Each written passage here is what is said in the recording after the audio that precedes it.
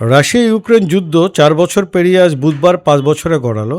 বর্তমান পরিস্থিতিতে কোনো দেশই তার অবস্থান থেকে পিছিয়ে যেতে চায় না। লড়াই চালিয়ে যাওয়ার কথাই বলছে মস্কো ও কিয়েভ। ইউক্রেনে হামলা শুরুর চতুর্থ বার্ষিকীতে ক্রেমলিন গতকাল মঙ্গলবার জানিয়েছে রাশিয়া এখনও তাদের যুদ্ধের সব লক্ষ্য অর্জন করতে পারেনি এবং লক্ষ্য পূরণ না হওয়া পর্যন্ত এই লড়াই চালিয়ে যাবে। এএপির এক প্রশ্নের জবাবে ক্রেমলিনের মুখপাত্র দিমিত্রি পেসকভ সাংবাদিকদের বলেন, লক্ষ্যগুলো এখনও পুরোপুরি অর্জিত হয়নি, যে কারণে সামরিক অভিযান অব্যাহত রয়েছে। এর আগে ইউক্রেনের প্রেসিডেন্ট ভলোদিমির জেলেনস্কি বলেছিলেন, ইউক্রেনকে দখল করে নেওয়ার যে লক্ষ্য ভ্লাদিমির পুতিন নির্ধারণ করেছিলেন তা অর্জনে তিনি ব্যর্থ হয়েছেন। রাশিয়ার সঙ্গে শান্তি স্থাপনের জন্য গত ৪ বছরের যুদ্ধে জনগণের ত্যাগ ও আত্মদানের সঙ্গে ইউক্রেন বিশ্বাসঘাতকতা করবে না বলে গতকাল মন্তব্য করেছে জেলেনস্কি। তবে তার প্রধান মিত্রদের মধ্যে যুদ্ধ চালিয়ে যাওয়া নিয়ে বিভেদ তৈরি হয়েছে।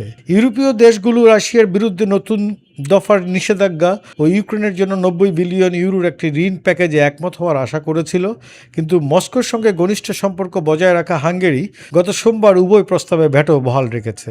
হাঙ্গেরি ও প্রতিবেশী স্লোভাকিয়া অভিযোগ করেছে কিয়েভ উদ্দেশ্যমূলকভাবে পাইপলাইনের মাধ্যমে রুশ তেল সরবরাহ বন্ধ রেখেছে।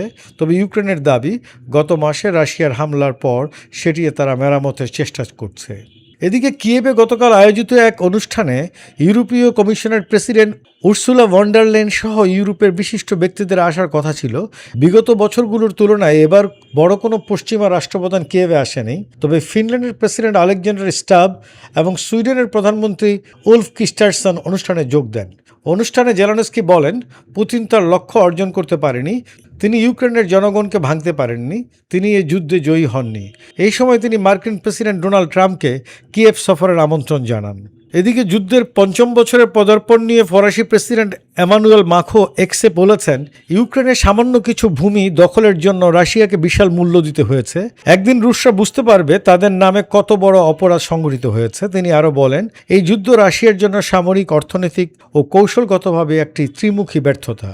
পোল্যান্ডের প্রেসিডেন্ট কার্ল নাউরুকিউ এক্সেলি বলেছেন, ইউক্রেনের বিরুদ্ধে রাশিয়ার আগ্রাসন ইউরোপের নিরাপত্তার জন্য গুরুতর হুমকি।